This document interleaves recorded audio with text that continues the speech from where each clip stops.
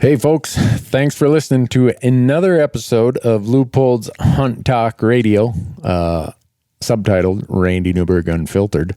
Appreciate all the great support we've been getting. Holy cow, this podcast is growing like crazy. I don't know what we did or why so many of you are interested in hearing my boring voice and my BS hunting stories, but the last 4 months, the Hunt Talk Radio podcast is on fire, and can't thank all of you enough for that happening. And today, we're going to do kind of what we've done on a few of the other hunts. We just wrapped up a Colorado public land elk hunt, and it was me and my camera guy on this hunt. The field producer was Marcus Hockett, and so it was just the two of us. So Marcus and I are going to do this podcast. We're going to talk about how this happened, how difficult it was to be in a late season pattern with really hot temperatures. I mean, like hot. Yeah. Sunbathing almost hot. Pretty much. It got really warm. Yeah. A few of those days. And we got there and the forecast was it was going to be that hot the entire hunt. Yeah. It wasn't like we had the option of, well, we'll just wait till it snows. No, there's no way. It was just like not a cloud in the sky most days. Yeah. We'd still be there waiting for it to snow. We might be there till Thanksgiving waiting for it to snow. But the reason that we want to do this, folks, is very often you guys hear me talk about on the podcast, the TV show. We've done the whole Elk Talk series out on YouTube, and we've focused on what we call the 5 calendar periods of elk hunting. There's the early season, which is kind of August.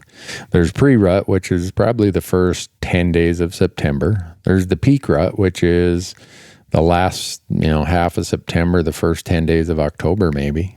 Then there's post-rut, which is what I call like October 10th to the end of October. And then there's late season, which is anything after November 1st. And that's what we were in Colorado. The late season hunt that everybody's like, oh, just wait till it snows. You'll see elk everywhere. You know how that goes. As quick as they tell you to wait till it snows, it's not going to snow.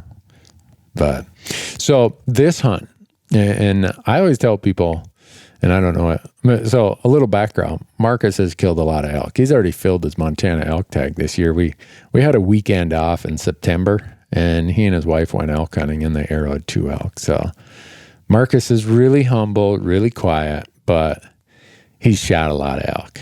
And so he's over here kind of smiling and smirking like, oh, don't be saying that, Randy. But so I don't know about your experience, Marcus, because it seems like you kill more elk with a bow than you do with a rifle. It's about half and half. Okay. Yeah. But I always say the hardest period to kill an elk is that post-rut period, that last half of October. That's been my experience. It's tough because you usually have warmer weather. You have bulls pulling away. They're not yet in sanctuary mode. They're not yet in bachelor groups. So I then say the easiest time to kill a mature bull elk on public land is the late season.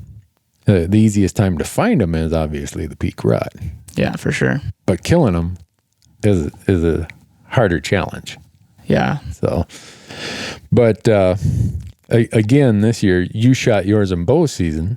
Yeah, and then even with the rifle, it's usually that opening day or opening couple of days is when I make it happen. It's hard once you get past that first week when the bulls start to figure it out. It gets really difficult to find a bull elk on public land anyway. Right, and the other complication is I have the greatest job in the world. Marcus has the toughest job in the world. Because he has to follow me and the guest hunters around. He gives up his hunting time. He always says, man, I love this job. I love being out here doing this. I'm hoping that he's serious when he says that. No, it's fun. It definitely is fun. Well, I mean, and that's the thing. I've still got out. I've been out a decent number of days hunting this year, so I get these breaks in. Okay. It's just not much of non-hunting. It's hunting or filming, hunting the entire season. So. Yeah. Well, so far you've killed an elk. Your wife has killed her elk. She's filled her deer tag here in Montana. Yeah. And you've got next week off. Yeah, try to make something happen. Yeah. All right. So Tyler, who was on he's on 2 podcasts ago. So every once in a while, Tyler Jonerson, between him and Marcus, sometimes they're both on the hunt, both filming. Sometimes it's just one or the other. So next week, Tyler's filming us in eastern Montana, and you're going to be looking for a big skanky mule deer somewhere here in Montana. That's the plan. Yeah, hopefully. Gonna go help my dad try to fill his cow elk tag, and then try to find a deer in the process of that too. So. Okay, cool. Well, enjoy it with your dad, because you've been telling me about your dad, that when your dad reached like age 60 or something like that. Oh, it was before that, but yeah, he gets a little tired of the steep mountains elk hunting. He's into the pheasant whitetail hunting a lot more now, but he still gets out there and gets after it. Yeah, when we were packing this Colorado elk out of a canyon, and we'll get into this, I looked back at Marcus and said, "How old is your dad?" And he told me. I said, he's wise beyond his years, because Marcus had said his dad was more focused on pheasants and whitetails. And you don't have to pack pheasants and whitetails out of places like that. Yeah. And it doesn't require multiple loads of 60, 70, 80-pound packs. Your dad's got it figured out, Marcus. Yeah. I'll give him that credit. But anyhow, folks, before we get into this stuff, I just got to give thanks to the people who make this podcast possible. Leupold Optics, they're the title sponsor of Hunt Talk Radio. And actually, they're the title sponsor of just about anything I do. And there's a reason for that. I've been using Leupold rifle scopes since I was a teenager. So that was probably 40 years ago, or close to 40 years ago. Just a great company. They're a hunting company first and foremost. They're not a camera company, or they're not a crystal company or whatever. They are a hunting company, and they know it. They live it. They breathe it. And they love supporting our platform. They love you as the audience. They know that you who follow our platforms, you people that we try to engage with, you are the future of hunting, and they want to be part of it, and they want to support anything that's helpful to that cause. So thanks to the good folks at Leupold. Go to leupold.com. You'll find every product they have. Orion coolers.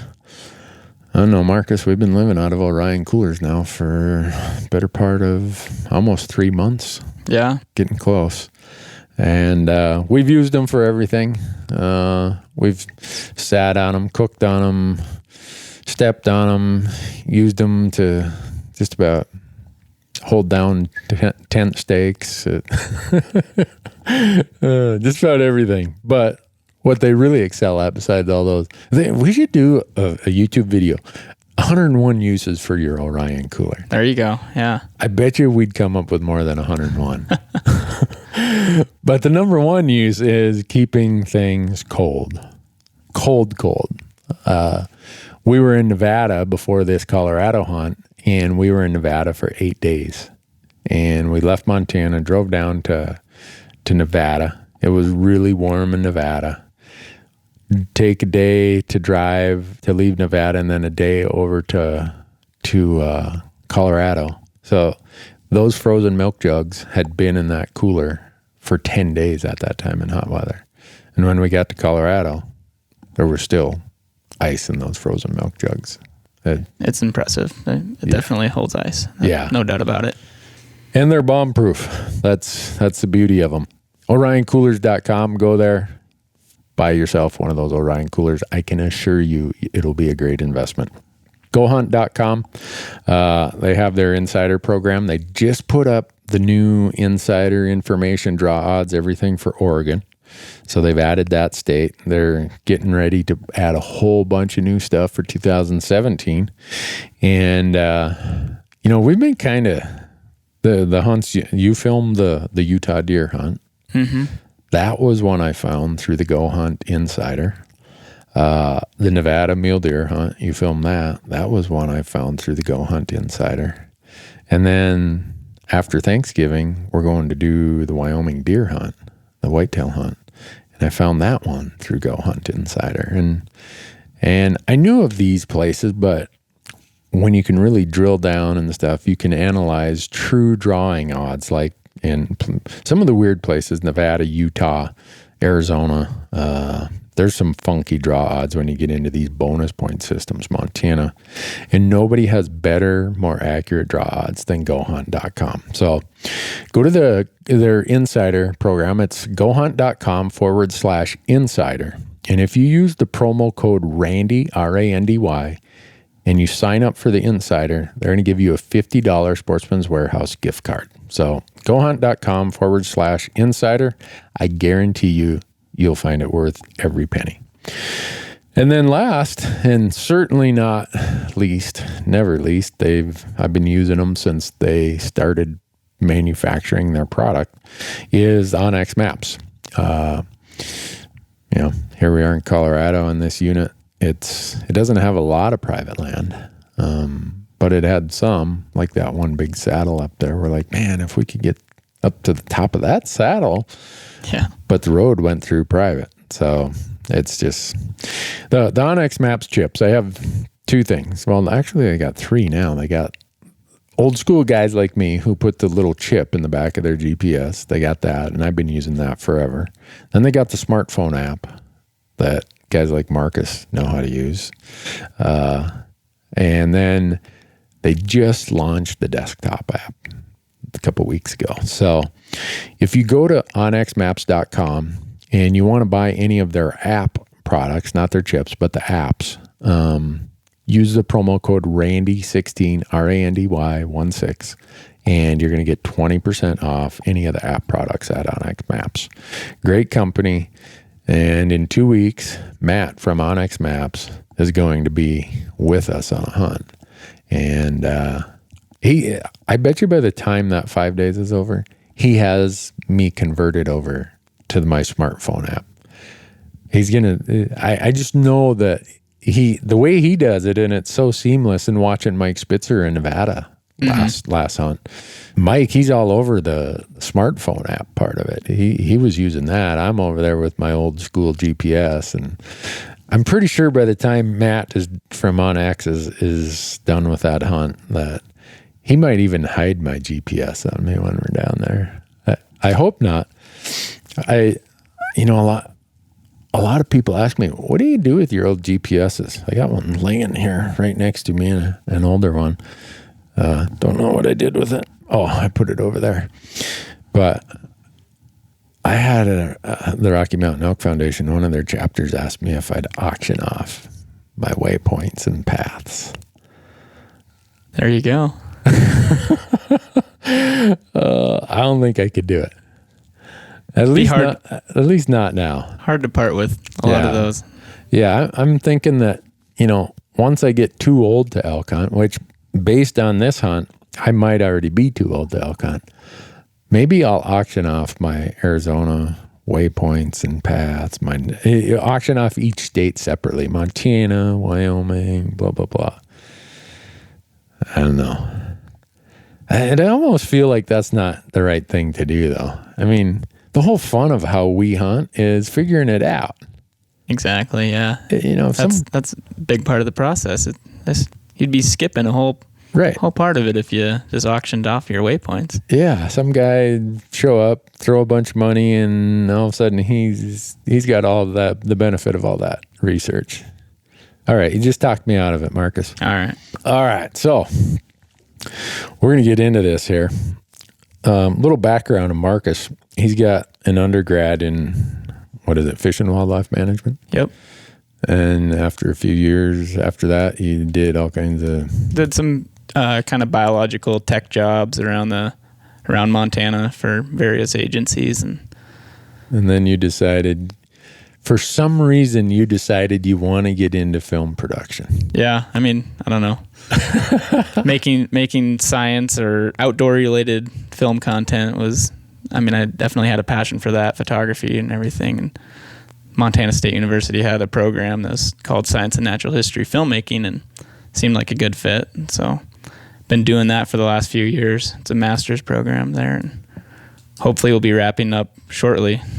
if you'd quit following me around the country. Yeah, it's hard to get stuff done in the fall, that's for sure. But I think this winter, hopefully we'll have a little more time and buckle down, get it done. Yeah. Well, the reason I bring that up, folks, is the field producers that we use, just because of the nature of the hunts we have, are just some badass guys.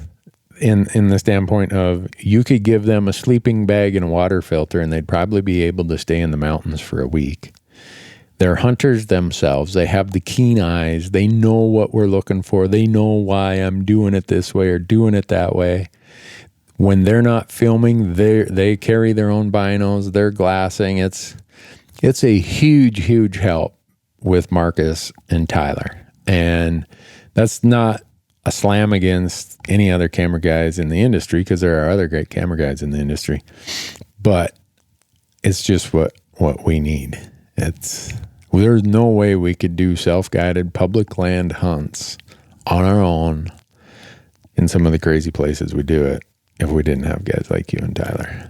And Marcus is over there giving me the look like, oh, shucks, geez, I just do what I do, blah, blah, blah. But no, Marcus is a serious hunter, and I'm very grateful for that. And the idea is that when we start talking through this, Marcus is going to lend some of his experience, of his hunting experience, but also his filming experience, to how this whole thing unfolds. Because one of the most common questions we get, whether it's on Hunt Talk, whether it's our YouTube channel, is, how does this happen behind the scenes? What's going on behind the scenes? And well, you kind of are the behind the scenes, Marcus.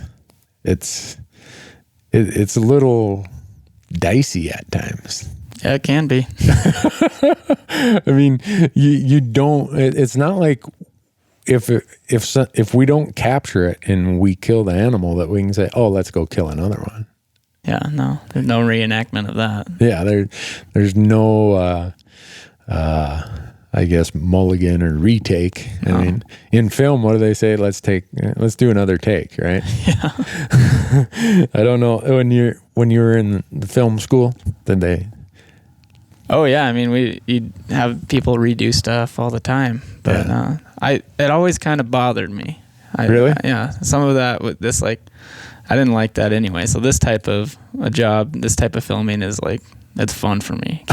Keeps you on your toes. Like, you get one shot at this, and if you mess it up, you mess it up, and you missed the shot. But unfortunately, the only time, we've been doing this 9 years now, the only time we've had, quote unquote, someone miss the shot was when we had equipment malfunction. And I think the other thing people don't, and they probably understand, but we are taking cameras that are designed to be used in studios, and we're taking them out in cold temperatures, hot temperatures, moisture, humidity, dust. Yeah, it's hard on the gear. It's just not what it's made for.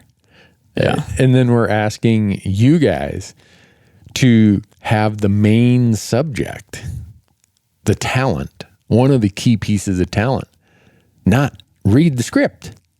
I mean, the deer, the elk, the antelope, they haven't read a script. And even if they could read a script, I don't think they're going to follow it. So you think about how complicated that is compared to producing other types of TV. And I can see why a lot of people like to do tree stand hunts or blind hunts, because then the only uncontrolled part of the environment you have is the animal. What angle is he coming in at?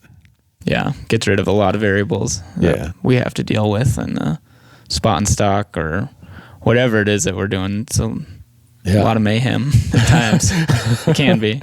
Yeah, and so I'll give you an example of mayhem, folks. And it was the other day when we were chasing elk here in Colorado. Was the cardinal rule in our line of filming is the camera guy and the shooter never split up. You always want the camera guy over the shoulder of the shooter if at all possible, because then you both have the same shot angle, the same shooting lane. So you seldom, if you can do that, you'll seldom have a situation where the camera guy says, I'm on him, I'm good, and the tag holder is like, well, I can't see him. Or the other way around, the tag holder saying, I got him, you on him? I mean, we've had that happen just because sometimes there's not enough room. Like here in Colorado. Once you got set up and you were on that bull, there was no place for me to get underneath you, because if I sat down, it was oak brush. I mean, you had to raise the sticks really high to get over the top of that oak brush. Yeah, and that's one of the advantages I had, is I had the tripod to raise up over it, but at that distance, you can't just take a standing offhand shot. You have to get low. Right. And so I move off to the right, I don't know, 10 yards probably? And I'm off to the right. Marcus is set up, and the bull is, boy, he really wanted to be on TV, didn't he? I mean, he was out in the sun there. He looked like a pumpkin, actually. He almost looked orange with that late afternoon sun sneaking into that canyon. Yeah. I mean, he lit up like a light bulb against that background of kind of purple oak brush. Well, fortunately, we should have examined that elk. I think he was deaf. Because we had to drop off this rim, this saddle, and slide down, I don't know, not too far, but enough where we could get over the crest of the break in the canyon so we could shoot down. And that was noisy. Yeah. Marcus and I are now 10 yards apart talking. You on him? You on him? I know on him, blah, blah, blah. And then the bull moves a little bit. And now, in order for me to shoot I can't shoot from a prone position. I can't get rid of that much brush. Yeah. So I sit down and I lean my pack across my knees, my Mystery Ranch pack, and I'm at a really steep downhill angle, but all this oak brush, like the top 1 to 2 feet of it, is blocking my view. And even though I found the I guess, least encumbered part of that hillside, I still couldn't get a shooting lane. So while Marcus is filming the bull, and I don't know how this is going to come across on footage, I know what the audio is, and we're going to have to bleep or get rid of all the audio, but I'm sneaking down the hill, breaking off the tops of all of these oak bushes, trying to create like this little 1 foot wide shooting lane from where I was sitting to where the bull was. And I don't know, there's probably 10 yards in front of me of oak brush I was breaking off. And I'd go set up, and then I'd sit down. Oh, dang, got to go get this one. Crawl back out there. That went on. Well, it had to go on for quite a while, because by the time we shot, the light was no longer in the canyon. Yeah, no, so, it was fading the whole time. I had the camera on the bull, then I'd bounce to you, trying to break brush, bounce back to the bull, and then the light kept fading. I had to keep adjusting the camera as it was getting dark. And when it's fading like that, what Marcus is talking about is you're opening the iris, correct? Yeah, and I even had the gain, which is kind of the artificial boosted in light. So the image gets a little grainy just because we only had 20 minutes of shooting light left or so. Yeah. Yeah. And so this is a classic example of what goes on when we're out there filming. And so finally we get all the brush broke, and there is a limb hanging over my shooting lane. So I'm like shooting over the top of the oak brush, but underneath this other limb. And the bull, by the time I finally get set up, he's facing straight away. And he's got a bush right in front of him. I'm like, oh, this isn't going to happen. We're going to run out of light. And the whole time, Marcus is calmly saying, I'm on him whenever you're ready. I'm on him if he turns. And I haven't listened to the audio, but I'm sure it's adult rated. It would be my guess. Yeah. That goes back to my dad's theory that if you cuss, problems get solved. It's not a proven that hypothesis has not been proven, but it's a theory. And unfortunately, I inherited it from my dad. So, but I don't know. Did you look at how long that segment ran? I think it was 15 minutes. I'm trying to remember. I cut at some point, but yeah, that was around 15 minutes. It pretty much, once you got semi set up and when you were breaking branches, that clip is around that. So if you can imagine folks sitting there for that long, waiting for an elk to turn, and the light's getting lower and lower, and because we're a little bit across the canyon, looking straight down into it, it looked steep, but it didn't look super steep, did it? I mean, it looked steep, but we came to find out later that it was a lot steeper than it looked. And it didn't look I'm like, yeah, there's a lot of brush there, but there's some good openings. Things flatten out when you're looking at it from across the canyon or looking at it from above. Mm-hmm. Once you get down in there, you're like, what the heck were we thinking? So what happens is finally the bull, he steps forward and then he turns left uphill. Isn't that how? Yeah. And he's kind of quartering away though still. Yeah. And by this time, I've had so long to calm down and practice my breathing and my rhythm that when we first spotted the bull, we were up on top. I think, what did I range at 460 or something like that? Yeah, it was a long ways from the first spot. Yeah, I'm not shooting from here, even though we had rocks and we would have had way better rests. So we slide down off, and I think this shot was 340, something like that. Yeah, sounds about right. And so I set my dials on my Leupold that has these, they call them CDS custom dial system. I just set it to 340 and know that my rangefinder, which has the true ballistic calculator in it, so it compensates for the angle. It told me to hold for 340, so I set the dial to 340. And for me, when I shoot an animal that's quartering anything other than broadside, I'm always trying to line my crosshairs up at where I want the exit hole. And that's what I remember the last thing on this shot was just having that crosshair on the far off armpit is kind of where I was holding for. And I shot, and all of a sudden I got bumped a little bit because of the recoil out of, and just even a little bit to the right of my shooting lane. And I couldn't see the bull. I had to ask you. I'm like, what happened? Well, and I didn't know for sure either, because that the sound going down into that canyon, usually you can hear a hit. You can hear that thwap. Yeah. But in that canyon, I was just like, man, I don't know. Yeah. But I mean, yeah, so he whirls and he starts pointing downhill, and the shot felt really good. And some people have criticized me that, well, why'd you keep shooting him? You knew he was dead. Not with elk. With elk, I shoot until either he's down, out of sight, or I'm out of ammo. That's when I stop shooting. And the bull came through some brush, and he kind of looked. I mean, usually if a bull wants to go downhill, he can go downhill really fast. And he was acting like, man, I'm struggling to go downhill here. So as I caught a glimpse of him going through that patch of oak brush there, I thought, well, I think he's hit. And I don't know what happened on the second shot, to be honest with you. I don't know if I shot over him. I don't know if I shot under him. I don't know if I hit him. I don't know if but after the second shot, I'm jacking in the third shell, and you said, oh, he's down. I'm like, whew.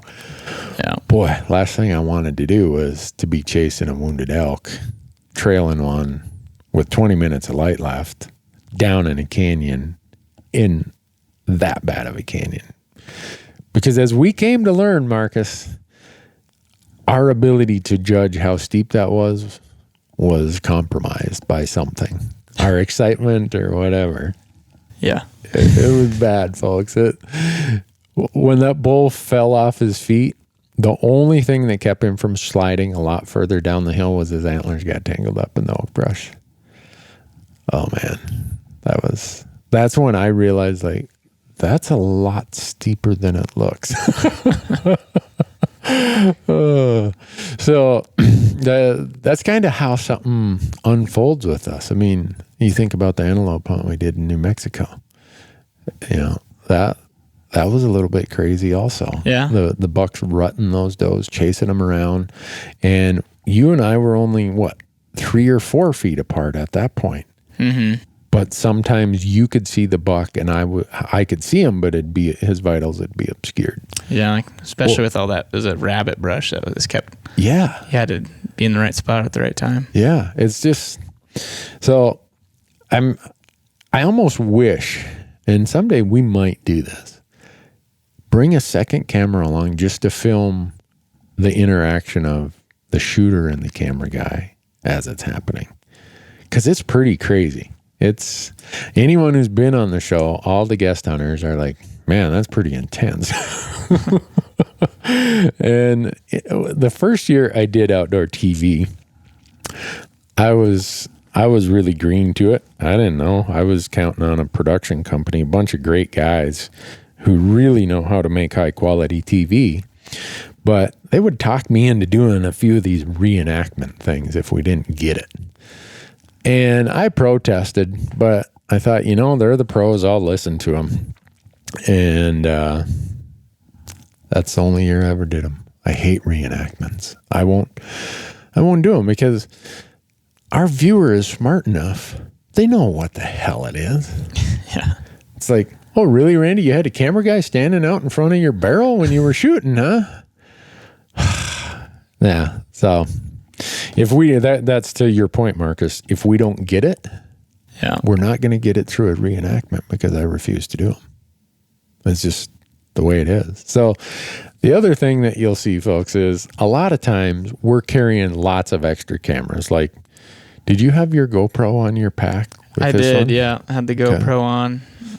So I always have a DSLR too. So yeah, so Marcus has a GoPro attached to the frame of his Mystery Ranch pack. And if time allows, when we're easing in, and I know they'll see it on the Nevada hunts, because I know on at least 2 of those, you had the GoPro running. Yep, on yours and Matthew's bucks. Yeah. And then there's other times, and it just depends on how much time we have, where I'll have a camera on a little tripod that I might set off to our side or slightly in front of us. Because some of you email me and say, well, how'd you guys get that angle? How'd you do this? Well, I don't know how many cameras between all of us we're carrying at any point in time. I've always got the Nikon with the big lens. I've always got my Sony mirrorless. Sometimes I have the Vixia. You've always got the big Sony. You've got your DSLR. You've got a GoPro. I mean, at times, just between 2 of us, we might have 6 cameras with us. That sounds stupid, doesn't it? Yeah. I think we could cut down somewhere, but... And if you ever are at our camp and you walk over and you pick up the packs, you'll know which one is Marcus's pack or Tyler's pack. It's the pack that when you pick it up, you're like, holy crap, what is in that thing? I don't know what you're getting when you guys head out with batteries, extra cameras, tripods. What do you think your pack weighs? I don't know. I don't want to know.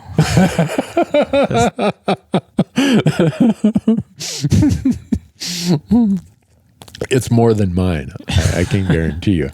But even mine, with all those cameras, usually I have a spotting scope. Usually I have a tripod. Oh, and here's the other thing about Marcus and Tyler. They both say they feel naked if they don't bring their own spotting scope. So that's a lot of weight. Yeah. Plus your water, your meals, your extra clothes, whatever. So anyone who we should put out the call for wilderness production assistance, huh? There we go. Yeah, let's have someone carry all the gear where any of you who are in film school who want to take a semester off or maybe just a week off, we're always looking for what's called WPAs. And I'll tell you a story about WPA. It means Wilderness Production Assistant. So we've never used them.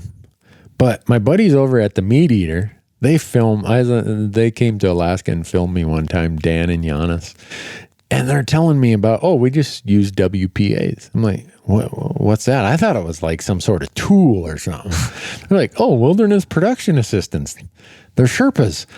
I'm like, what? You guys have a bunch of Sherpas with you? And they're like, well, yeah, don't you? I'm like, no, it's me and a camera guy. And they start laughing. They're like, man, we thought you were smarter than that. So anyhow, if you want to join us in the field, and you got to have at least some skill with a a digital DSLR, or some skill with a video camera. You need a strong back. You need to be able to live in a tent for a week at a time. We don't want anyone who we got to worry about them in the woods. If you can't get around in the mountains, no need to apply. If you're out of shape, no need to apply. If you can't eat mountain house meals and poop in the woods, no need to apply. If you need to shower every day, no need to apply. But if you can check all those off the list, we're looking for wilderness production assistants, aren't we? Sure, yeah. Marcus is like, well, yeah, if it'll lighten my pack, sign me up. So I think we need to start doing that next year. We'll fly them to wherever the trip is. We'll pay. If you're a WPA, we'll pay for your travel. We'll pay for all your expenses while you're out in the field with us. So it won't cost you anything like that. And salary is negotiable. Depends on experience. There right? you go. Yeah. Email randy@randynewberg.com. And in the title, say WPA. Wonder how many emails I'm going to get for wilderness. I wouldn't doubt. There might be some listeners, hopefully, that be interested. We need one. They probably want to know what the pay is, but we'll talk pay. I don't want to set anyone's expectations that they think they're George Lucas or Steven Spielberg or something going to show up and say, hey, I want a 10% stake in the enterprise or something. But, no, it's according to the guys at Meat Eater, it looks good on their resume.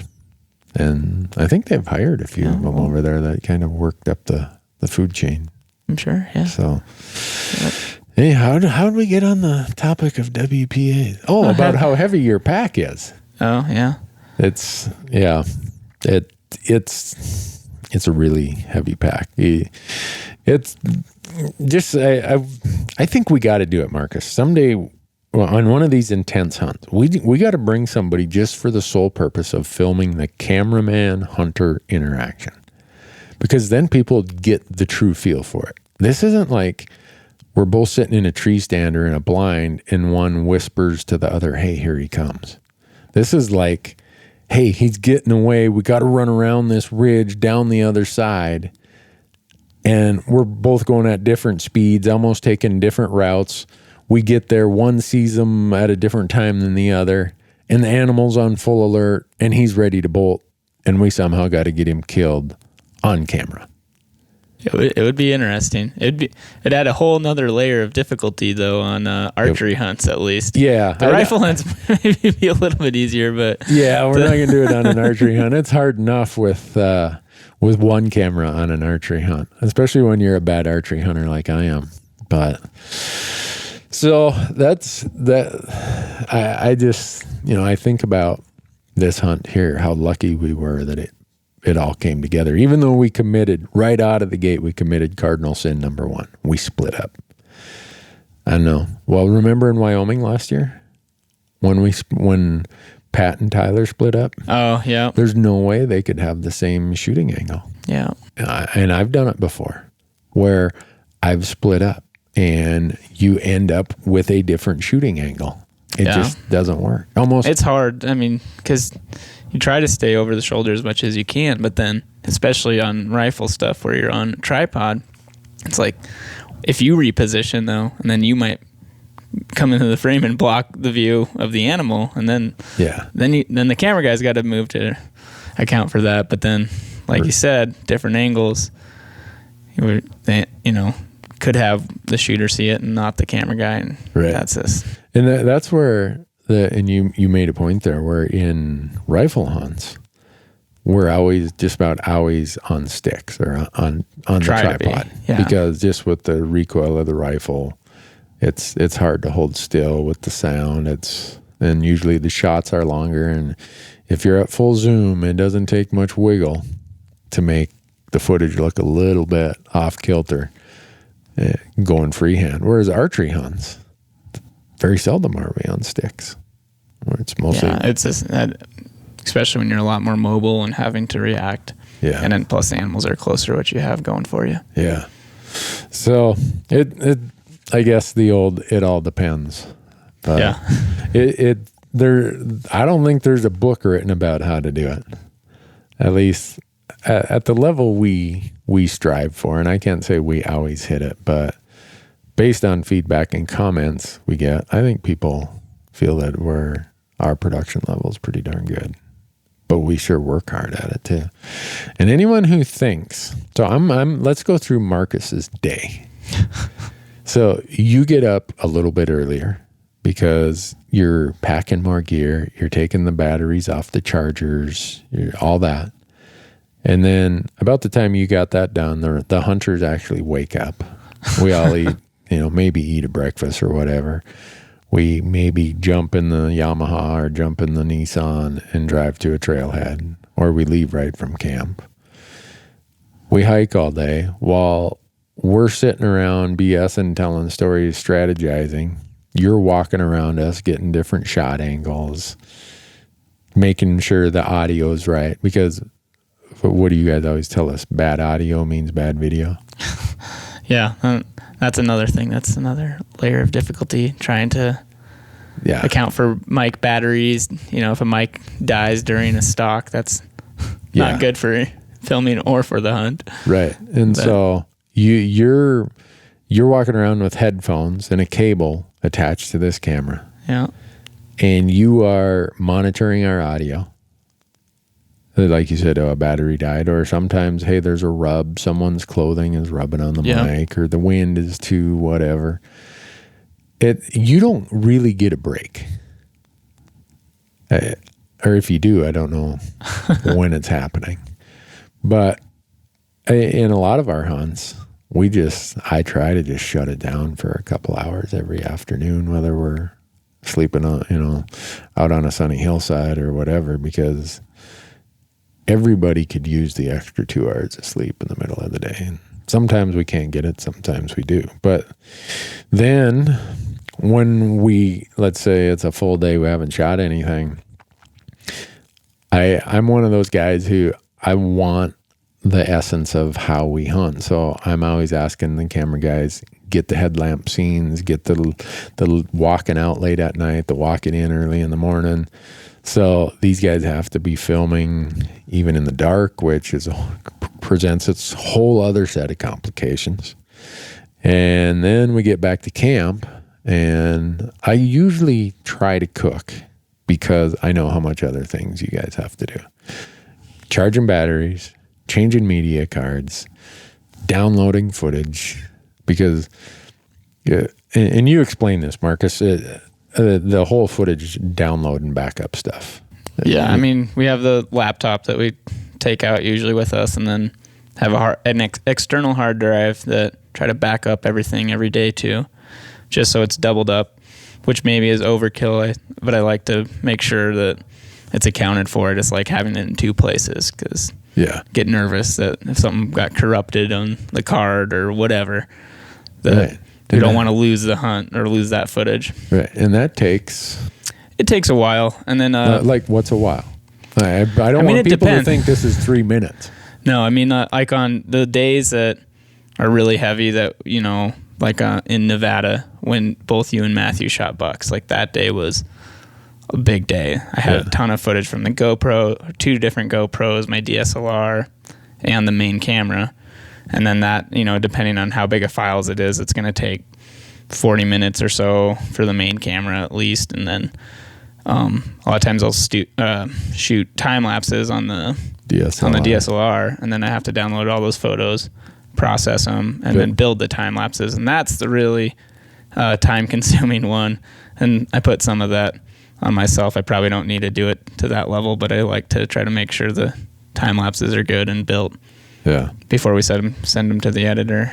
Yeah. So a lot of this is just to make sure that, I mean, you can imagine how frantic we'd be if we went out and did a 5-day hunt and we lost 2 days of the footage because we didn't back it up at night. Yeah, the card went wrong, or we accidentally reformatted a media card that, oops, we didn't have that backed up. You can't go and redo it. It's not like when you lose an Excel spreadsheet and, well, I can re-enter these formulas or import this database again.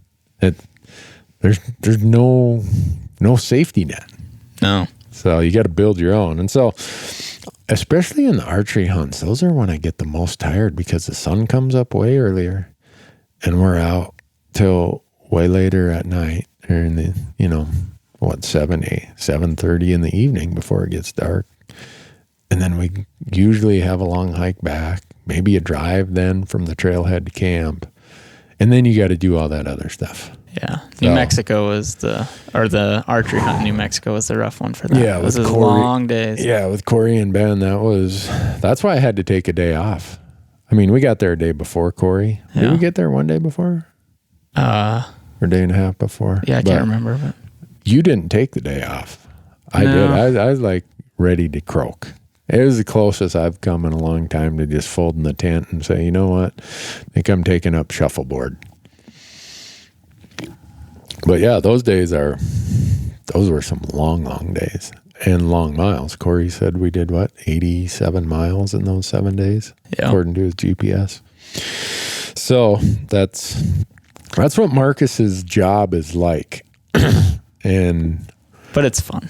That's the thing. He always says that. It's still fun. He's like, man, this is fun. I'm like, oh gosh, I hope you keep saying that. But I'm just grateful to have had the camera guys and the field producers that I've had in the 9 years of doing this. And the other part is, fortunately, Marcus lives here in Bozeman where I do. And when we're not filming in the fall, the episodes for TV, we're cranking out YouTube stuff, and Marcus edits all the YouTube stuff. That's got to be tedious. Yeah, can be for sure.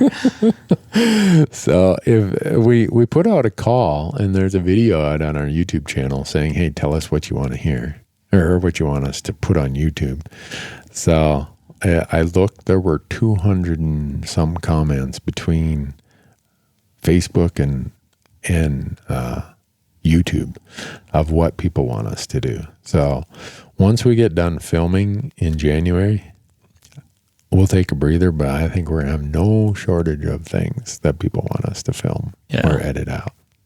Yeah, so, be busy.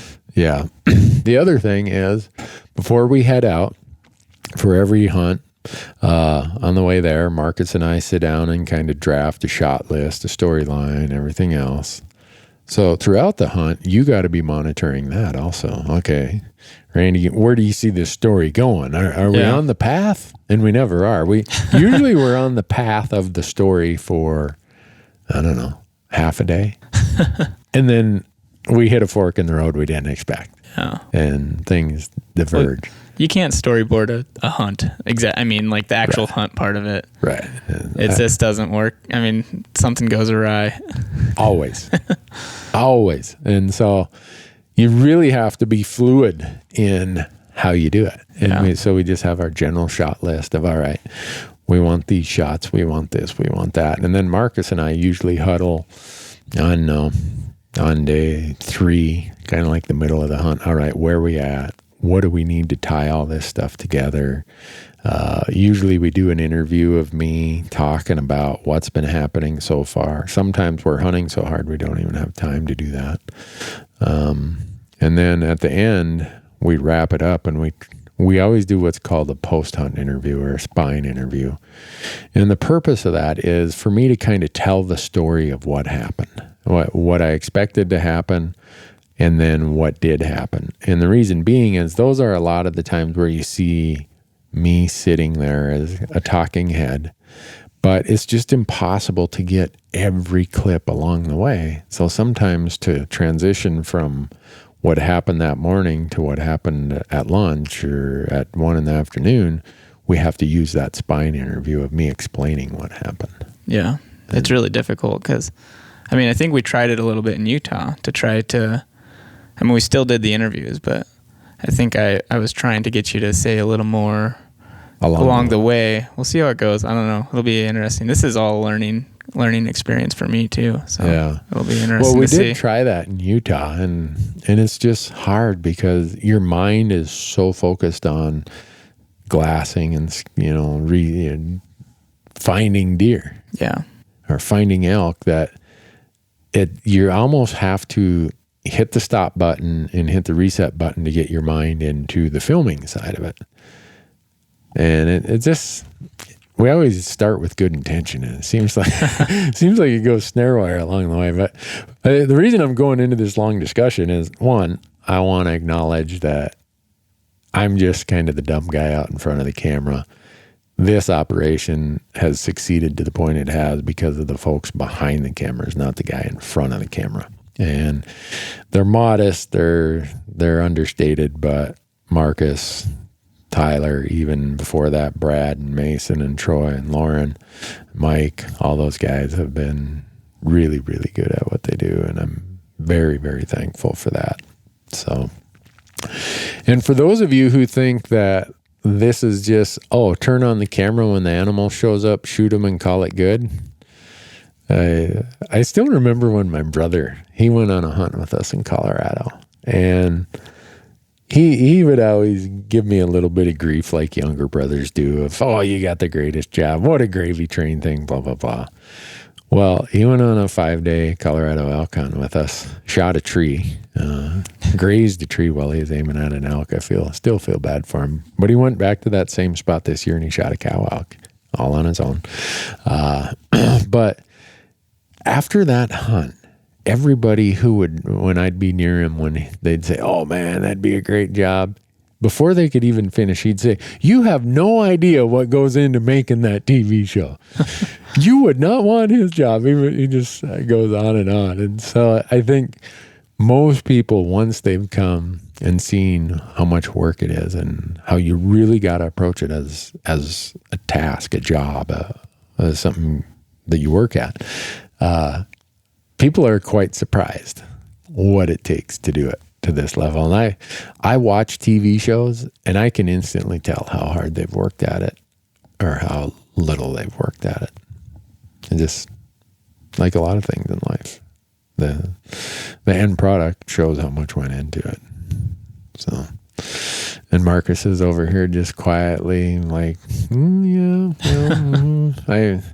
I should have had, we should have had Kara, your wife, on this podcast. Yeah. Maybe then you'd feel a little more comfortable speaking about your, they're just very modest, but accomplished. And I guess that's why we get along really well, because he's quiet, accomplished, and modest, and I'm loud, overstated, and a blowhard.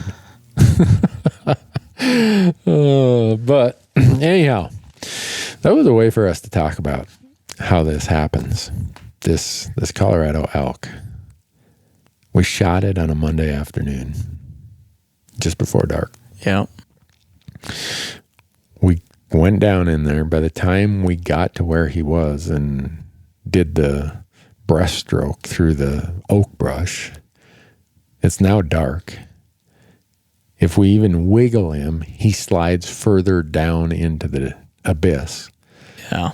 We dig out what little bit of parachute cord we have, tie his antlers off to the biggest oak bush we can find, and try to take pictures. I feel bad about those pictures. They didn't turn out that great. What could you do? I mean, we sawed down every oak brush we could think of, but there's just no way I could get in a position to hold his antlers up. Yeah. Because we had to tie him off. Otherwise, he was sliding down that hill a couple hundred more feet. Yeah, there wasn't a whole lot of options other than this. Yeah, he would have went to the bottom. That's about the only option. And there was enough oak brush to get tangled in. It would have been a mess. Yeah, no. So the field photos of that night suck. Or there's a couple of them that are so-so, but they're not the normal good stuff that we try to get. Yeah, they're... And then we get down there, and I don't know what your thought was, Marcus, but I looked at that, and my first thought was, what in the hell were you thinking? This is the dumbest thing you've done in 9 years of producing this TV show. That's what went through my mind. And the other part was, I'm thinking, I hope Marcus doesn't quit. Oh, no. I'm at the point where I don't think about where the animal is. I'm pretty bad about that. I've shot animals in stupid places as well. And it's like, it doesn't cross my mind until after I pull the trigger. Yeah. Well, didn't cross my mind. But so you're going to see in the episode when it airs next summer just how bad it was. But it was one of the more interesting quartering jobs I've ever had to do.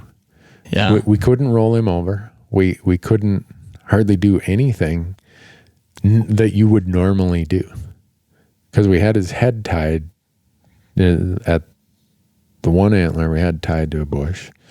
We had to lift the one leg, so we took the top front quarter off. Yeah.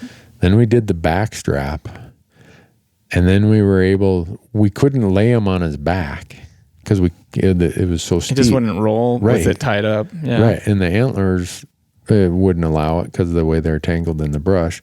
So we had to take the hind quarter off without having him on his back. And then we tried to roll him over. After we had the top side done, that wasn't working. What did we end up doing there? Didn't we? I think you cut the head off. Oh, yeah. And then let the rest slide down into it. It got cut up. It didn't go up super far. Right. But it got cut up in some thick oak brush. Right. And then from there, we were able to roll it a little bit. And did we do the front off that side first? I'm not sure. You got both. No, we did because remember, to keep him from sliding down more, we had to tie the front leg off. Oh, yeah. So we had to do the hind on that side first. Yeah. And then we did the back half of the back strap because we couldn't get the front half of the back strap out from underneath the front shoulder because the way the front shoulder was tied off. Yeah. And then we did the front shoulder from the brisket up to the spine and let the carcass slide again after the front shoulder came off. Yeah.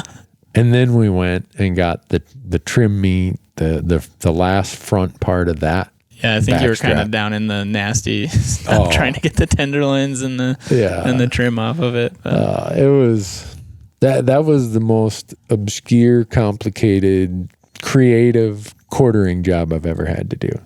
Yeah, I wish I would have got some more footage of it. I tried to get some, but you're trying to hold the camera and a leg and film with a headlamp. No, at that there's point, not much there. At that point, folks, we said, you know what? The footage is going to take a backseat to getting this elk out and getting it cooled off because, man, it was warm. It was. Even down in that canyon, I bet you it was 50-some degrees at that time of day. The good news is when we came in the next morning to bone out and haul loads, there was frost on everything. So yeah, it was on the shaded side of the canyon, which helped out a lot. Yeah, it helped out a lot. I was worried about it because so that night with all of our gear, I made the decision, and some of you listening to this might say, Newberg, you're an idiot. But I told Marcus, we don't know really how to get out of here. And all I remember is looking around that canyon and seeing how many cliffs there were. And I was afraid as we tried to navigate in the dark through a path we'd never been through, we'd get cliffed out. And it was we'd cross that big scree slope. Mm-hmm. I made the decision that the weight of what we were carrying already without any meat was enough, at least in trying to get out of there safely that night, because we had to come 800 vertical feet in a quarter mile, hit a trail, then take that trail about a mile, maybe 3/4 mile. And then from there, do another 600 vertical feet in a quarter mile. before we'd pop out where the Yamaha was. So on our first trip out, we didn't take anything. And quite honestly, I don't regret that at all at this point. No, I think it would have been rough in the dark. Yeah, on a no trail, no anything to follow. It would not have been good. So we slept in. The next morning we go down there, bone everything out, and we bring so we have our main camp that is an hour and 45 minutes from the trailhead. Yeah. By the time we went around that huge canyon, so we glassed this bull only 3 miles away. But to get around the canyon, we got to take hour and 45 minutes to get to I'll call it the launch pad. Yeah, it wasn't really a trailhead. There's no trail there. Right. It was just where a road ended, and there was no trail. We bushwhacked. So then the next day, we knew it was going to be a 2-day extraction. So Marcus came up with the idea of, let's just bring a spike camp up there and let's stay and save the time of having to drive back to camp and drive back to the launch pad again. So that was a good call. And I remember when we got there, and the next morning as we were getting ready to bail off and go down and bone everything out and start shuttling loads up out of the first canyon up to the trail. Yeah. That group of people there. There's 12 of them up there. Yeah. And we told them we had a bull down there.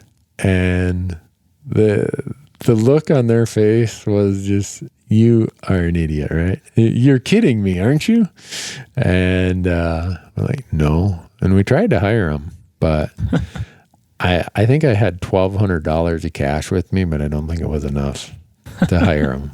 They were not interested. No, they did not want to go down there. So we went down there, boned it all, and now we've got 2 hinds, 2 fronts, all the trim backstrap tenderloins, and a head. So really you've got close to 6 backpack loads, or with 2 of us, 3 trips.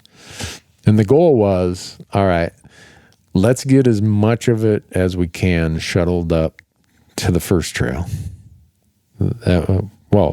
First goal is get it boned out and cooled all the way.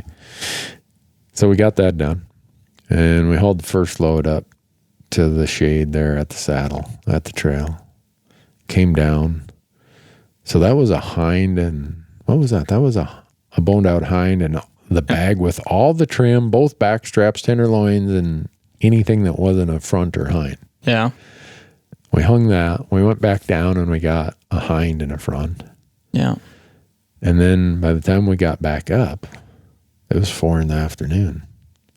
And we had to take the trail all the way. Yeah, I think we just took that load all the way back. Yeah. And that's what we hauled. So then we had this other 600 feet of jungle brush. When I say 600 feet, I'm talking like vertical feet over the course of a quarter horizontal mile. And some of you might say, oh, that wouldn't be that bad. Well, if you think it isn't that bad, call me. I'll give you an 80-pound sack of cement, and you go back there and do this for your elk hunting training, and I guarantee you'll be in really good shape for elk season next year. So that night, I was a little bit down in the dumps. I'm like, man, we got 1 load up to the saddle. We still got the head and a front shoulder down in the hole, in the deepest part of the hole. And we got 2 heavy bags up here to the halfway, truck. Yeah. Yeah. And then I don't even remember falling asleep that night. I was so tired. When I zipped the Hilleberg tent, I'm surprised I didn't fall asleep before I even got the zipper struck. Well, I feel bad because you kept giving me the light loads. I tried to take a heavy load, but he wouldn't give them to me. So. Yeah, well, you weren't the one who was dumb enough to shoot it down there. So I felt like I need to carry these hindquarters. But I'm, thinking about that and how bad my knee hurt. And the other thing, with the second load coming up out of that canyon, or was it it was the first load. After we boned everything out, you took one route. We were looking for better routes, so we'd split up and kind of try to orienteer a better route. I'm going through this oak brush.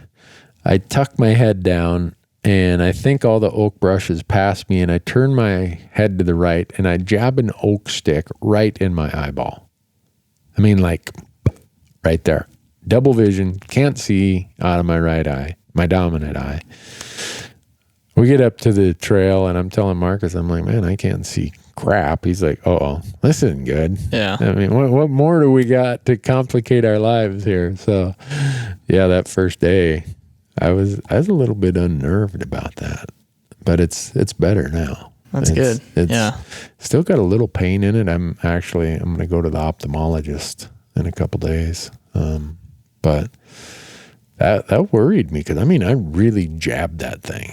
Yeah. And being right eye dominant, and all of a sudden you're seeing it's double vision. No matter what you do, you can't see. Not good. Yeah, a little bit of panic there. But so we did that, and then we that second day we went all the way down. We knew that getting the head and the hind, or the head and the front out of that hole was going to be the worst part of the day.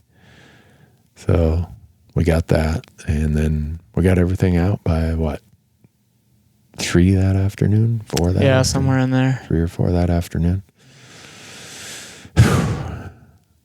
I'm thankful you were there, Marcus. It was rough, but looking back on it, though, it already doesn't seem as bad. What kind of fun is that? It's type 2 fun. Type 2 fun? No, it's not fun while you're doing it, but looking back on it, it's at least for me, it's a good memory. It's a memory for me, but I don't know if I'd call it good. It might be more towards the nightmare side of things. Okay. So when I get back to Bozeman, I've got appointments with an ophthalmologist and an orthopedic surgeon. That tells you how much fun it was for me. But no, my knee is feeling better. I think it must have been a tendonitis thing, and doing all that side hilling, I think. Yeah, didn't help it. It was rough in there. So, anyhow, that gets me to late season public land elk hunting, Marcus, and we can use this hunt as an example for it. It takes a mindset because the elk are in sanctuaries, and we talked about this in the episode. We spent a lot of time talking about hunting late season public land elk. That's this last part of the year when the bulls, they're in bachelor groups. They're in, I call it sanctuary mode. They are looking for places to get through another hunting season. When we see big groups of cows right now, there might be a spike or a couple of raghorns in there. But the mature bulls you're looking for, they're not in those groups. They're not in the easy to get to places. No. And this hunt exemplifies that like no hunt we've done in a long time. And we had the complication of a full moon, really warm temps. And so I want people to, and I'm just going to give my thoughts and ideas on this. And I know everybody's got a different opinion, but this is how it works for me and for us and in the way that we do the show. Is late season is a glassing period.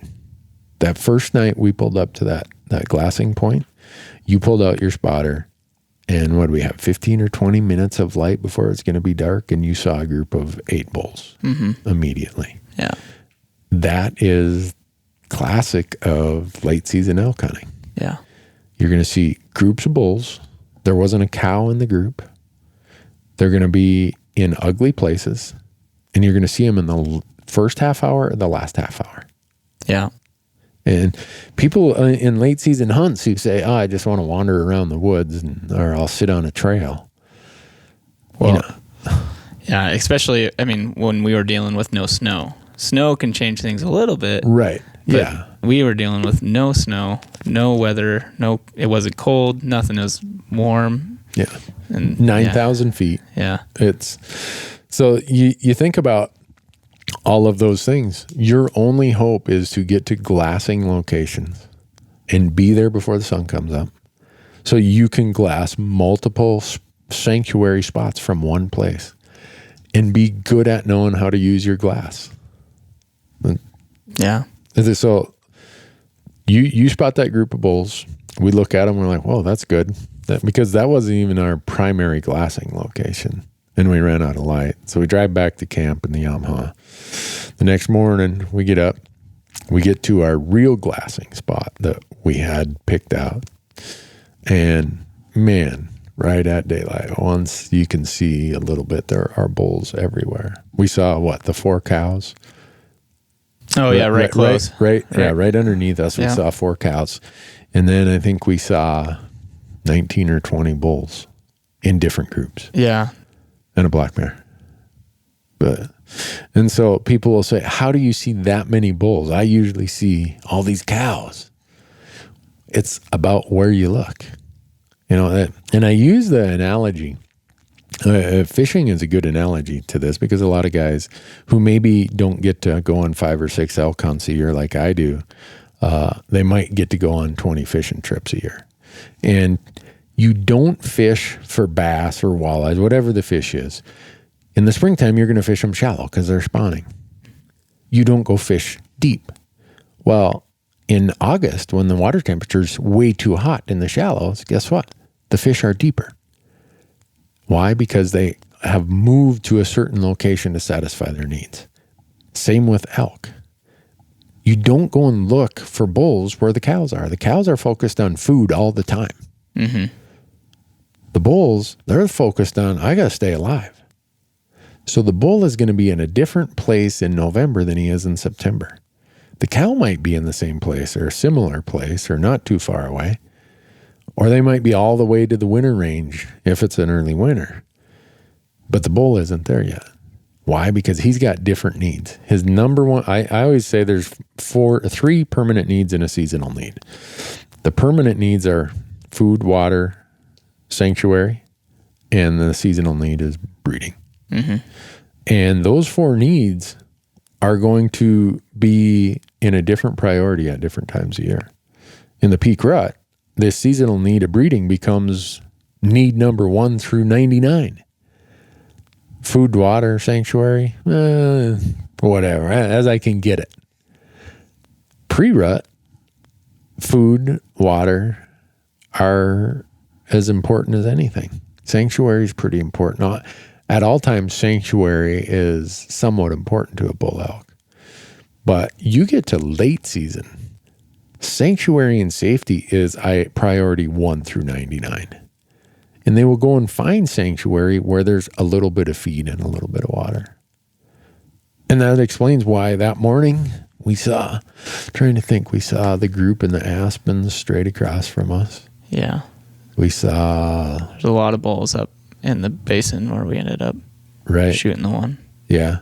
And then on the ridge where we passed, we decided, where they were in the aspens there. Mm-hmm. There was that group. There were a lot of bulls. Yeah. And the reason I bring it up is when I do late season hunts, I expect to see more bulls than I see cows, unless I'm really close to the winter range area. It just, because of where I look for them. When we had a pretty unique glassing spot there, it all depends on where you're hunting, I'm sure, because some elk areas you're not going to be able to see all those different sanctuary spots. Right. Like, we're not going to see 19 bulls every day. Mm-hmm. But that was a pretty unique spot where we could see almost all the way around us, just a huge view shed. So. Yeah. And to our south, there was food everywhere. Mm-hmm. Not a bull there. To our north and northwest, there's food in there, but it's just nasty canyons and rock piles and no trails, no roads, no anything. That's where all the elk were, or all the bulls were. Yeah. And I think it's a good point you make that it's not always going to be where you see 19 bulls.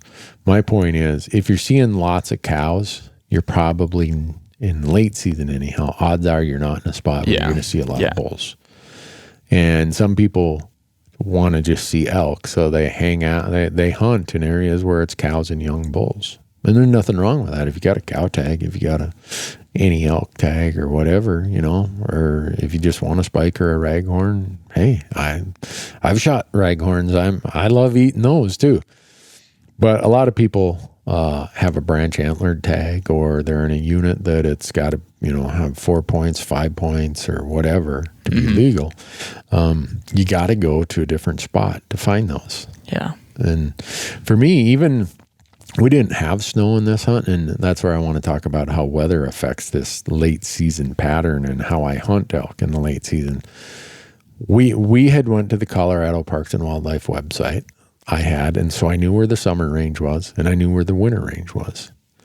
And there's not a lot of transition range there. It's, I'd say, 6-7 miles from the summer range to the winter range.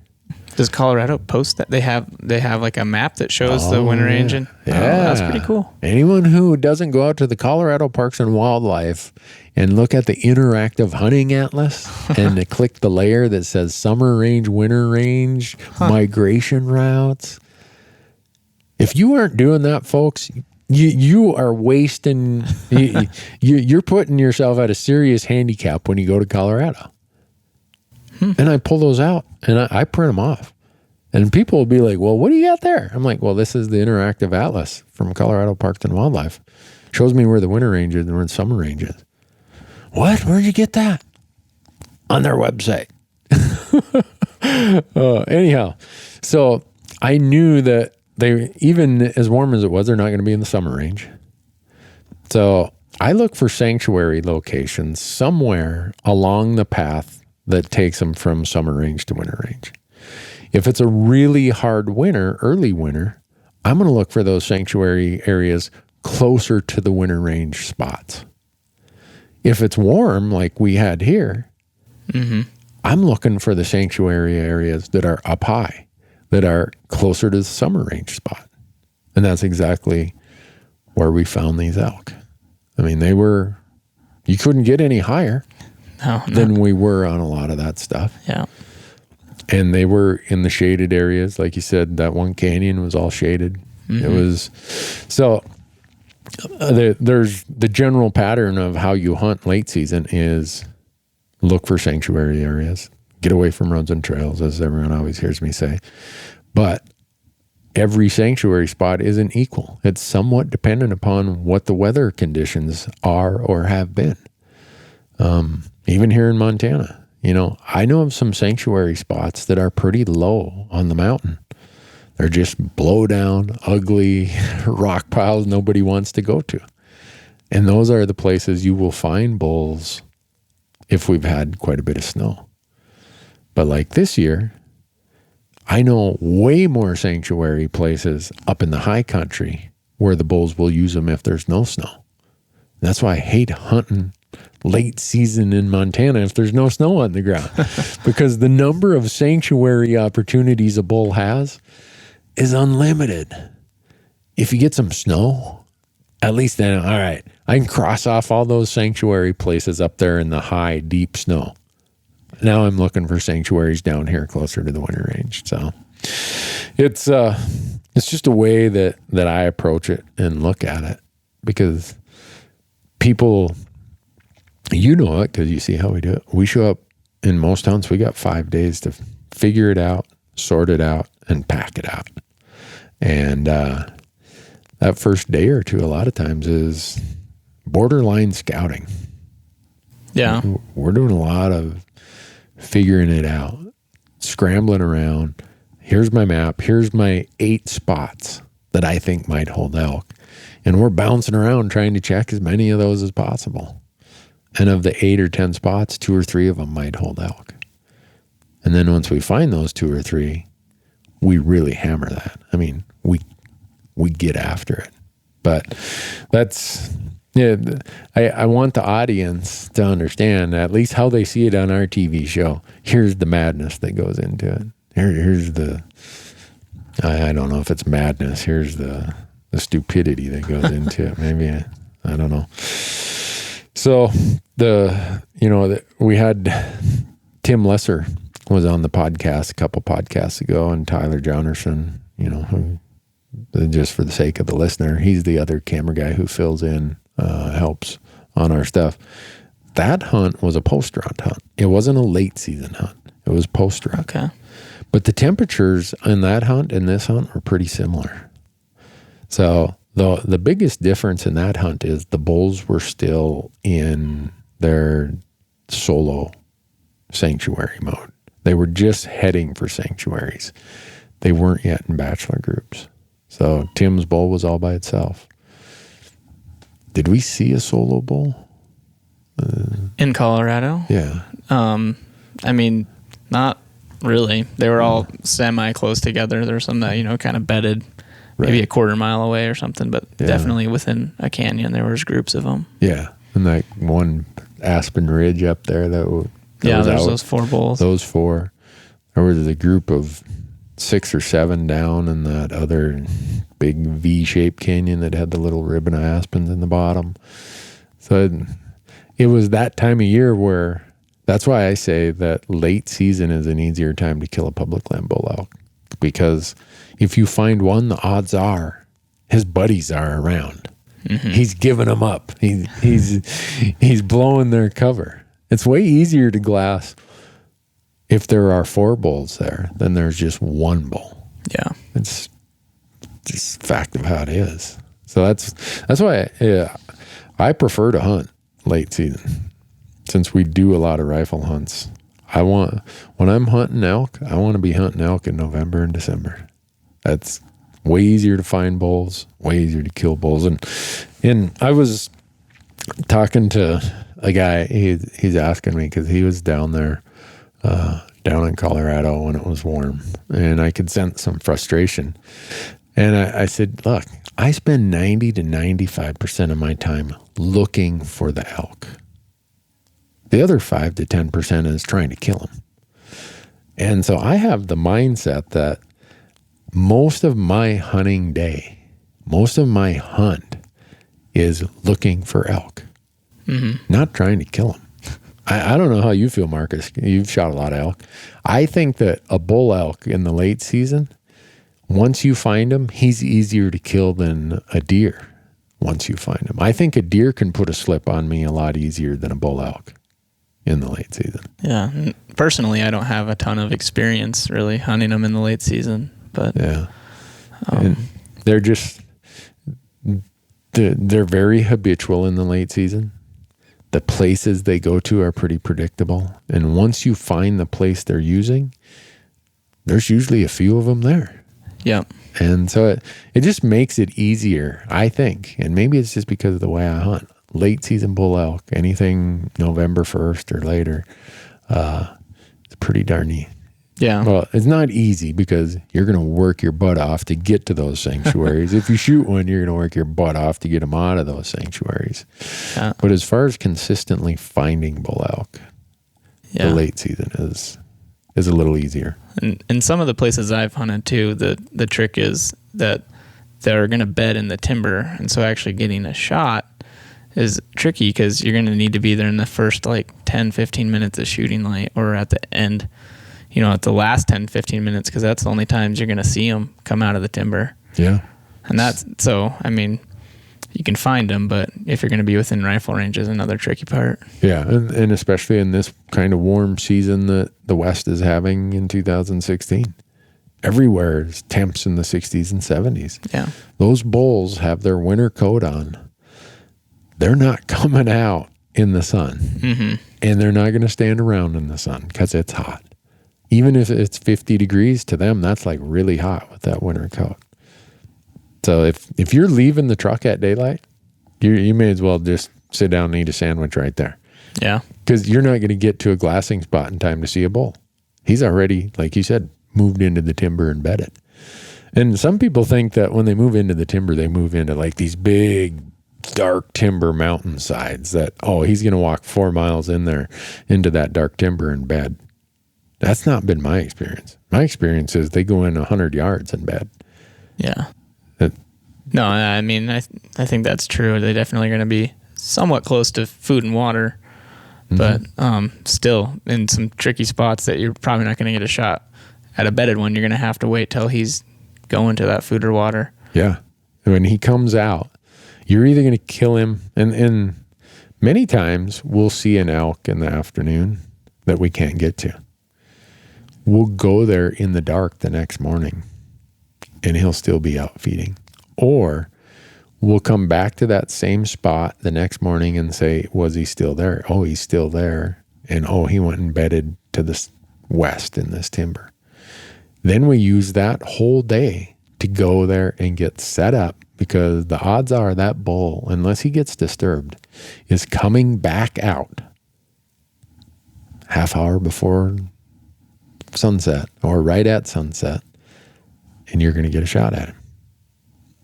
And this, I know that's yeah. I mean, it doesn't always work, but mentally it's easier because you know there's a bull near there. Yeah. So your mind is like, you're pretty confident, you're excited, versus the doldrums, the discouragement of just wandering around without a plan.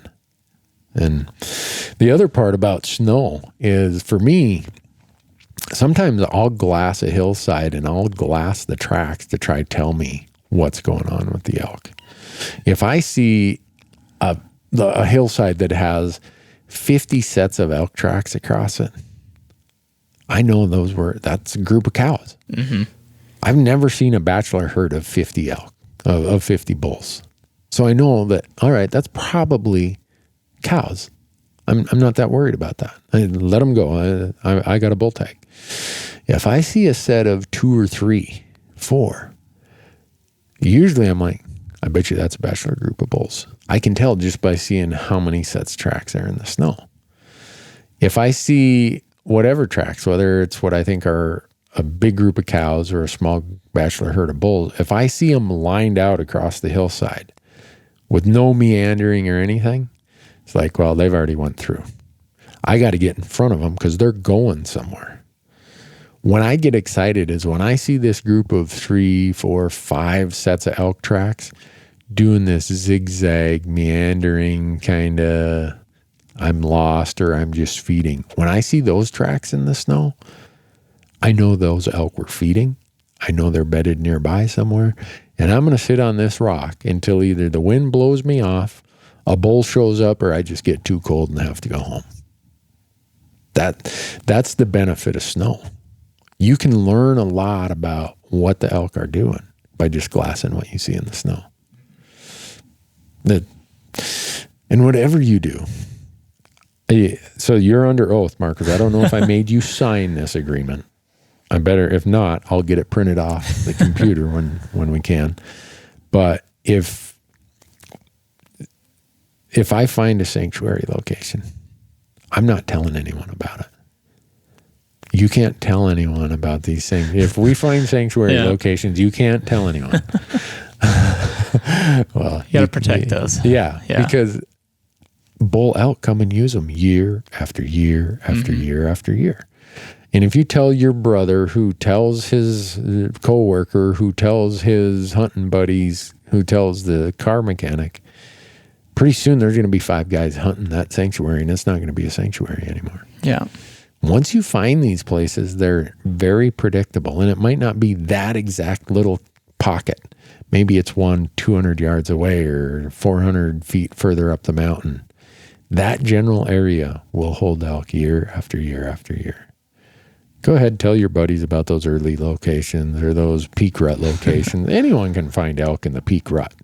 I mean, unless you're deaf like I am, you can find elk in the peak rut. Late season sanctuaries, don't share those with anybody. Yeah, no, that's for sure. Okay. Are you under oath? Raise your right hand. Oh, okay. Oh, and the other part of this is I don't, and it's the way we're going to edit out this Colorado episode. I want people to understand that hunting a mature bull elk on public land is like hunting a different animal. It's not like hunting private land elk that don't get pressured, that have everything they need nearby where they can just loaf around and nobody bothers them. That's completely different. Hunting raghorn bulls or cows is way different than hunting a 4.5-year-old bull. And I'm not saying that I make no judgments about whether someone shoots a cow, a raghorn, a spike, or a big whopper. I don't really care. But if that's what you're looking for as a 4.5-year-old bull, you got to hunt it differently than you will a young bull. Yeah. Just how it works out. But how's your back feeling? It's good. Legs? Yeah. Ready to go deer hunt in Montana? Yeah. Hopefully. It'll be a little easier terrain too. So got that going for me. Yeah. Well, I don't know. I'll be licking my wounds. I'm not sure how much longer I'm going to be able to keep up this pace. I mean, I'll be hunting in Montana, deer for 5 days, come home for Thanksgiving. Then we go to Wyoming for 5 days, and then we go to Idaho for 5 days. Whew. I might be too wore out to make it to Idaho. The Idaho guys have been on me for years about, you need to get down here and film. Well, we filmed a deer hunt in Idaho in Unit 47 one year. Major camera malfunction. So cross that one off the list. That never made it to TV. And the guys in Idaho are always like, why don't you ever come here? Well, here's why. I'll just answer it now because I get asked so many times. Idaho has the latest of all the limited entry draws. And if you're going to do 10 to 12 hunts a year like we got to do, I can't wait and say, oh, I know I'm going to draw a limited entry tag in Idaho. I got to be applying at every state along the way. So usually by the time Idaho comes along, we're full up with tags. And I'm not going to go turn in a Nevada or a Wyoming limited entry tag to go hunting over the counter tag in Idaho. Yeah. So but I see how good a deer they shoot on the over the counter tags in Idaho. I think we got to get that on the schedule. Yeah. It's the only bad part is it's in that really busy period of October where. Oh, okay. Next year in October, I think we're pretty much living in Wyoming. Really? All right. You good with that? Yeah. I say in October next year in Wyoming, let's do antelope. In early October. Let's do deer in the middle of October. And let's do elk in late October. All right. Get them all. Yeah. Yeah. Unless Arizona sends me a tag or Nevada sends me a tag. Well, you're going to draw your Montana bighorn sheep tag next year too, right? Is that right? I thought so. Isn't that what you've been telling me? Well, yeah, but gosh, I mean, that's when I can't drink, so I'm not intoxicated when I tell you that. I don't do dope or drugs, so I'm not stoned when I'm telling you that. I think, yeah, I do say it a lot, but trust me, if we draw a bighorn sheep tag in Montana next year, a lot of other tags will get turned back in. We'll make that work. Yeah. Or a sheep tag anywhere for that matter. But no, I just think about how would we fit in an Idaho deer hunt? Maybe someday we will. I'd love to go do it. Mm-hmm. I mean, every time we drive through there, I drive through there a few times every year. It's like, I got to get down here deer hunting. So the good news is this year I have a late archery mule deer tag in Idaho. And even though I am going to be so dead ass tired by the time that hunt comes around, I think we got to go do it. All right. I probably won't get one. I'll probably blow a bunch of stocks. If it's first day. Oh, yeah. So Marcus in Colorado, all he's been saying is first day we'll kill one. First day we'll kill one. Well, lo and behold, first day we killed one. So now he's like, yeah, see, I told you. So I would love to go to Idaho and kill one first day with my bow. My worry is it's going to be like Utah, where these arrows end up going underneath those deer. But I don't know. Maybe I got to get within 5 or 6 yards or there something. We go. I don't know. We'll figure something out along the way. But oh man, that's late season elk hunting. That's the mindset it takes. You go and you shoot one wherever they are. They aren't coming to you. You got to come to them. Mm-hmm.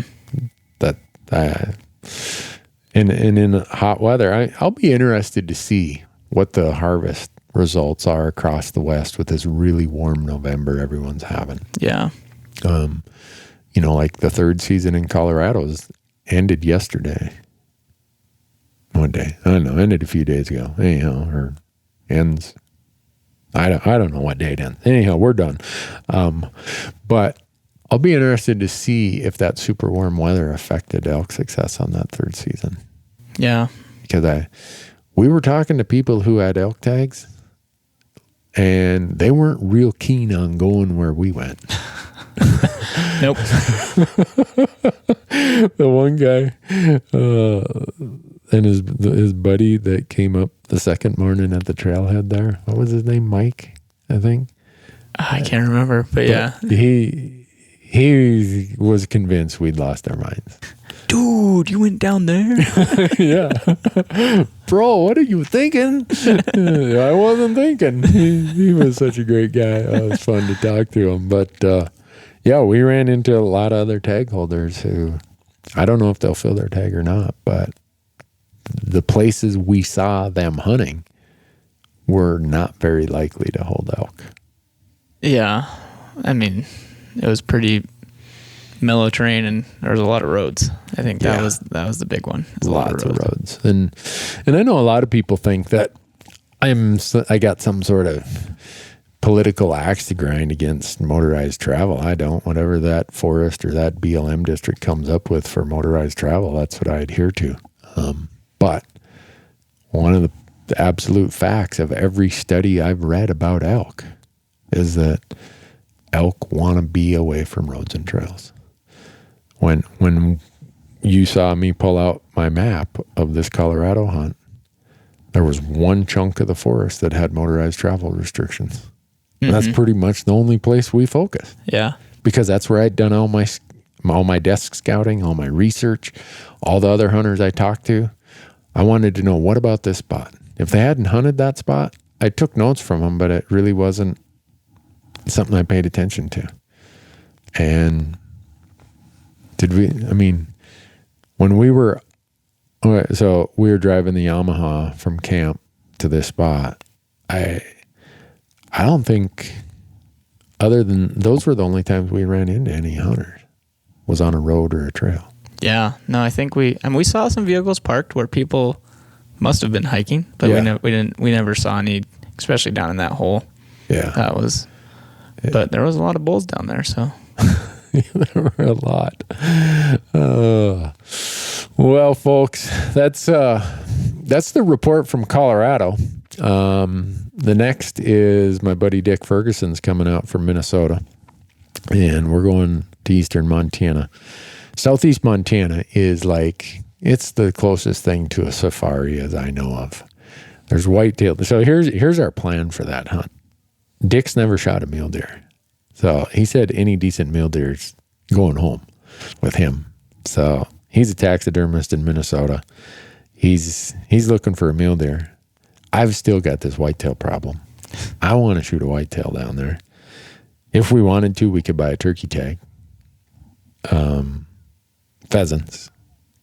Really good pheasant hunting down there. Sharptail. Mm-hmm. Coyotes. Waterfowl. The best waterfowl hunting in all of Montana is the Bighorn and Lower Yellowstone rivers. It's out of hand. So we only have 5 days to indulge in some of the most unbelievable hunting in North America is Southeast Montana. Easy to get to. Fly into Billings if you want, or take I-90, I-94, Highway 212. And I know a lot of my Montana guys right now are saying, shut up, Newberg. Don't tell the world about Southeast Montana. Well, I'm just here to tell you folks, if you want to go and have a hunt that is just nothing but fun, where every business in town is excited to see hunters, the gas stations, the motels, the restaurants, if you want a place with lots of public land, because down there we've got the Custer Gallatin National Forest, got I don't know how much BLM land. Mm-hmm. Lots. In Montana, when you buy your hunting license, it comes with the what do they call it, a state recreation Oh, it allows you to use state lands. You can use the blue state land. So you can use the green on your surface map. You'll see the green Forest Service. You'll see the yellow BLM. You'll see the blue state land. And then in Region 7, which is where this is of Montana, southeast Montana, the majority of our block management, and what block management properties are, those are properties that private landowners get paid by Fish, Wildlife, and Parks for the impacts of allowing public hunting. And there's a lot of that down there. Yeah. If you come to southeast Montana and you can't find a place to hunt, you probably just failed map reading 101. So while we're doing that, Marcus, you're going to be out deer hunting. Yeah, I got to go. I mean, if you want to come with us and chase deer too, you're more than welcome to come with. But yeah, I know how you are. You'd feel obliged to grab a camera while you were there, and it would be more work than fun. So, plus, I want your wife to know who you are, and get acclimated back to your presence again. So that'd be good. Yeah, I think that'd be really good. So, so that's where we're off to next, and we'll have a report from there. I think we're going to be staying in Broadus. The Broadus Motel. I've stayed there before. All right. But this tells you how popular hunting season is in southeast Montana. I think the Broadus Motel starts filling up with hunting reservations the year before. It's crazy. That's pretty crazy. But tons of places to camp too if you want to camp or do whatever. So what do you got for parting comments, Marcus? Any? Well, if we keep on track of the late season elk hunting, I mean, at least I don't have that much experience really, but once I think I have it figured out, I don't. I know. It always that's what sucks about it. As much as like, oh, you find a spot, but it's still hard. I get schooled by the elk every year, but that's part of the reason that I like hunting them. Yeah. I tell people that my elk knowledge is just a compilation of 25 years of making every stupid elk hunting mistake you can make. I'm not smart. I'm like way below average in everything. So the fact that I've accumulated any elk knowledge is not testimony that I'm some really smart guy. It's just how many days I'm fortunate to be chasing elk and how dumb I am at some of the things I will experiment with. And the fact that I have a decent memory that says, don't do that again. That didn't work, Randy. That was a dumb idea. Don't do it again. Yeah. But no, I get schooled all the time. I'm trying to think. Yeah. There's never been an elk hunt where I kind of laid out the plan and that's just how it went. Exactly. Never. It never goes that way. But yeah. So, well, I really appreciate you, Marcus. Appreciate how hard you guys work to produce our show. I appreciate the audience listening to this podcast. All of our sponsors who support it. We're getting ready we're shooting a bunch of YouTube clips while we're out in the field this fall. So once we get off the field or out of the field and Marcus has time to get back to the editing suite, we'll start populating a lot more YouTube clips on our channel. But if you want to, in the meantime, go to Randy Newberg Hunter out on YouTube and subscribe. Watch all of our old episodes are there. You can watch those. I think we're at like 220 some YouTube clips up there now. It's like, holy cow. It's a lot. That's a lot. Yeah. So even back when we were on Your Own Adventures, all those hunts are up there. All the Fresh Track stuff is up there. You can catch us on Sportsman's Channel on Sunday nights, 9:00 Mountain Time. I don't know, wherever else you live, you'll have to add or subtract from Mountain Time to know when you can watch us on Sportsman's Channel. And then we got the podcast. We got Hunt Talk. Hunt Talk's always a fun place. Our big forum this time of year is always fun because this is the time of year when all the guys are posting their stories and their pictures. Yeah. And there's the Hunt Talk forum. If you go there, it's www.hunttalk.com. it's a forum that's pretty much focused on the self-guided public land Western hunting gig. And if you're trying to get into that, you are going to be hard-pressed to find anywhere that is as good of a resource of information for that type of hunting than hunttalk.com. That's why we've built it that way. That's why we moderate it that way. And I hope that all of you will go out there and sign up and join us. So I think we've kept them long enough, Marcus. Yeah. What do you say we go over to the shop and shoot some more YouTube clips? Sounds good. All I got to say too, though, is I appreciate having this job and being able to go along on all these hunts. It's a great time. I couldn't dream up really a better position. So really, wow, it's pretty great. Wow, I'm glad to hear that. And I didn't pay him anything to say that, folks. He always has a smile. Always excited to go over the next ridge and the next ridge. And I think in a large part, Marcus, your personality, your outlook on it is kind of the outlook of a successful elk hunter.